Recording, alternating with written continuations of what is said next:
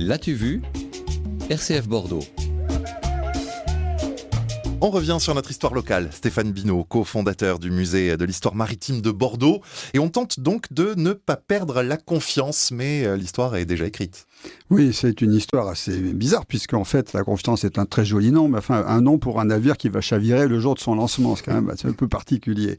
Alors, il faut imaginer que nous sommes à Bordeaux, donc fin du XVIIIe siècle. Bordeaux, qui est déjà considéré comme le premier port européen pour la construction navale, ce que beaucoup de gens oublient ou ne savent pas.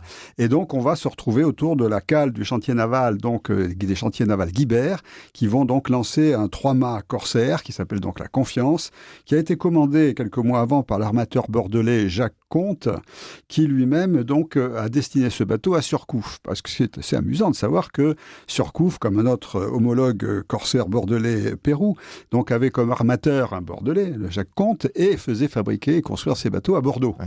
Voilà. Donc les fameux bateaux du fameux Surcouf sans bordelais finalement. Enfin bon, on va pas aller plus loin dans la polémique. Alors, ceci étant, on se retrouve donc devant le lancement de ce bateau, devant la cale. Il y a tout un tas de gens qui se sont attroupés, comme c'est le cas habituellement. Et puis, l'ordre est donné par le chef de chantier. On va donc couper les câbles et qui retiennent le navire. Et tout doucement, ce navire va commencer donc sa descente. Malheureusement, après quelques mètres parcourus sur le pont incliné, le bateau perd son équilibre, s'incline et se renverse sourdement, écrasant plusieurs personnes. Donc effectivement, il y a des blessés et même quelques morts.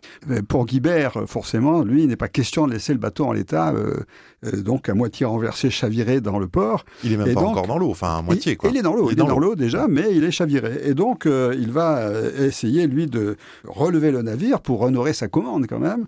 Et il va, après plusieurs tentatives, et après avoir fait appel à d'autres chantiers bordelais, à la rescousse, il va être obligé de se rendre compte qu'il n'y arrive pas.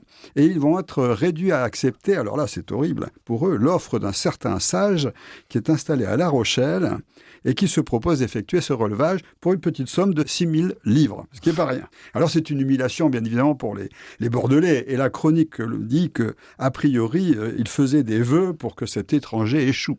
Voilà. Mais non, il va réussir son coup. L'opération va s'achever de matière parfaite puisque quelques mois après, bien évidemment, le navire est livré à son armateur. Oui. Voilà. Donc, et il flottait. Il flottait très bien. Et là, effectivement, il ne faut pas oublier que Jacques Comte était un bon client quand même, parce qu'il a armé beaucoup d'autres bateaux en dehors de la Confiance, mais que la Confiance, avec des capitaines corsaires comme Surcouf et Pérou, vont effectuer de nombreuses courses à l'époque, et au cours desquels 152 navires marchands furent saisis, et qui vont rapporter à notre cher Jacques Comte la maudite somme de 28 millions de francs. Voilà. La maudite ou la modique? Les deux, la maudite et la modique. Et il ne faut pas oublier non plus de préciser que ce cher Jacques Comte fut propriétaire, entre autres, du château Béchevel. Eh bien voilà, encore un propriétaire de château qui était aussi armateur, ou un armateur aussi propriétaire de château. Merci à Stéphane Binot. À bientôt. À bientôt, merci à vous.